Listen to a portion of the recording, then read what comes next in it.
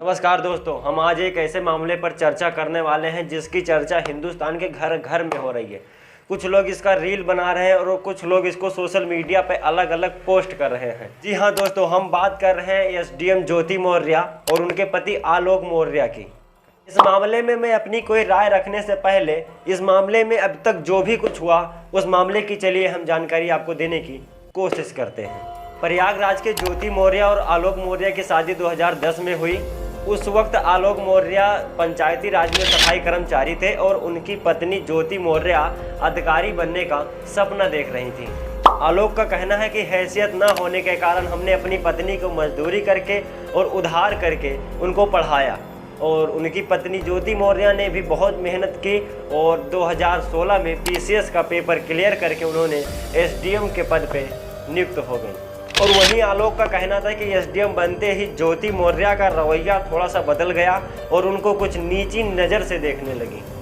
इसी बीच फेसबुक पर 2020 में ज्योति मौर्य और मनीष दुबे की फ्रेंडशिप हो गई। Manish Dubey home guard commandant के पद पर हैं।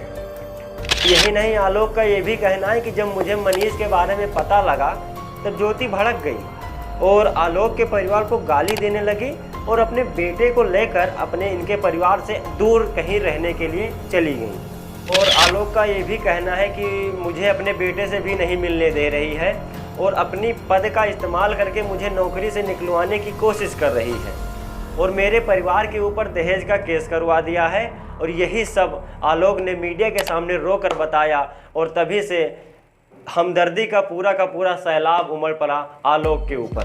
ज्योति मौर्य का भी अलग कुछ कहना है। उन्होंने बताया कि आलोक मौर्य ने मुझसे शादी ही झूठ बोलकर की थी। उसने मुझे बताया था कि मैं पंचायत विभाग में सरकारी में अधिकारी हूँ, लेकिन बाद में पता चला वो तो सफाई कर्मचारी हैं। तभी ज्योति ने मन बना लिया था इनको तलाक देने का, लेकिन बाद में कुछ समय बाद उन्होंने अपना फैसले को बदल लिया था। ज्योति का ये भी कहना है कि इन आलोक के परिवार वाले उनसे 50 लाख रुपए और एक घर मांग रहे हैं और इसी की शिकायत उन्होंने पुलिस थाने में भी कर दी। तो दोस्तों, ये वो बातें हैं जो अब तक मोटे तौर पर इस मामले में सामने आई हैं। तो चलिए वीडियो में हम और आगे बात करते हैं। कहने में कोई परेशानी नहीं कि लोगों ने इस मामले को जब सुना, जब देखा, तब ये कहने में लोगों ने ज्योति मौर्य की आलोचना करने लगे और उन्हें धोखेबाज औरत बताने लगे। एक ऐसी लड़की जो पद पाते ही अपने पति को भूल गई, स्वार्थ के लिए अपने बच्चों को, अपने घर को, अपने ससुराल तक को भूल गई। इसी बीच आलोक मौर्य ने एक डायरी में ये भी बताया कि ज्योति मौर्य हर महीने में 6 लाख की रिश्वत भी लेती है और ये सब सुनकर पब्लिक में गुस्सा और बढ़ गया। इतना ही नहीं, ज्योति का मामला सामने आने के बाद ये भी मामला आया कि लोगों ने अपनी पत्नी को पढ़ाना ही बंद कर दिया। इसी बीच बिहार के एक बक्सर से घटना आई जो कि एक महिला पीसीएस की तैयारी कर रही थी और उसके पति ने ये वाली घटना को सुना। फिर उसने अपनी पत्नी की पढ़ाई को बंद करा दिया और खर्चा देना बंद कर दिया और बाद में ये दोनों पुलिस थाने पहुंच गए। तो कह रहे हैं कि बेटी पढ़ाओ, पत्नी नहीं। तो क्या पत्नी से क्या बोल रहे थे? वो बोल रहे हैं कि हम इसमें अब सक्षम नहीं हैं, हम भी नहीं पढ़ाएं।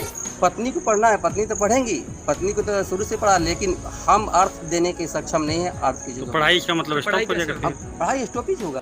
ये कोई पहला मामला नहीं है। ज्योति के मामले के बाद लोग महिलाओं जात को शक की नज़र से देख रहे हैं।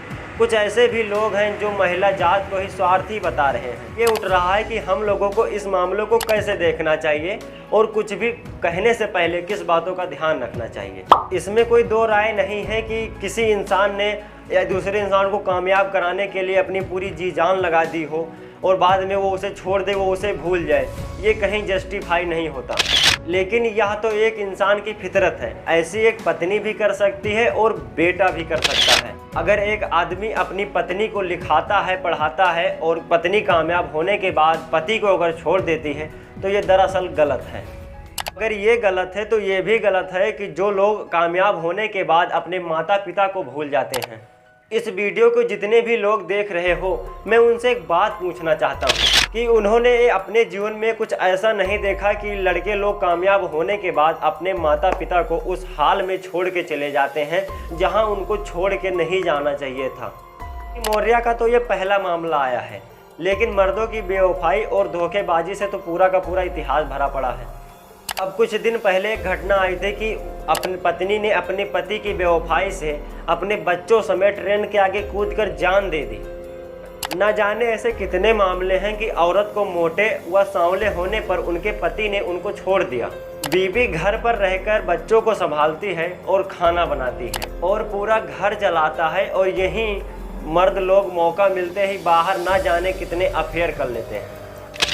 अगर बीवी को पढ़ाना एक बलिदान है तो बीवी घर पर रहकर बच्चों को संभालती है और घर को चलाती है और घर के चक्कर में अपने करियर को छोड़ देती है, वो भी एक बलिदान ही है। पैसों का बलिदान तो फिर भी छोटा है, लेकिन आप लोगों ने भी देखा होगा बहुत सारी औरतें अपने परिवार के लिए, अपने बच्चों के लिए उन्होंने करियर से भी समझौता कर ली और ये घर चलाने के लिए अपने करियर तक को भूल जाती हैं ये औरतें। बावजूद इसके अपनी पत्नी को धोखा देने में एक बार भी आपको ख्याल नहीं आता। मैं नहीं कहता कि सब मर्द एक जैसे होते हैं, पर किसी एक का उदाहरण रखकर आगे मर्द जात को गाली देना क्या सही बात है? और लोग ऐसा वीडियो बना रहे हैं। गवर्नमेंट भी कहती है बेटी बचाओ बेटी पढ़ाओ, बीवी नहीं, क्योंकि बीवी पढ़ाओगे तो एसटीएम वाले पति की तरह बीवी गवाओगे। हमको एक बात नहीं समझ में आ रही कि ये पहला केस थोड़ी ना है भाई। आप लोग रील बनाने की चक्कर में औरत जात को गाली दे रहे हो, ये सही बात थोड़ी ना है। थोड़े से पैसों के लिए आप लोग औरतों को ऐसा कह रहे हो कि बेटी पढ़ाओ बीवी नहीं।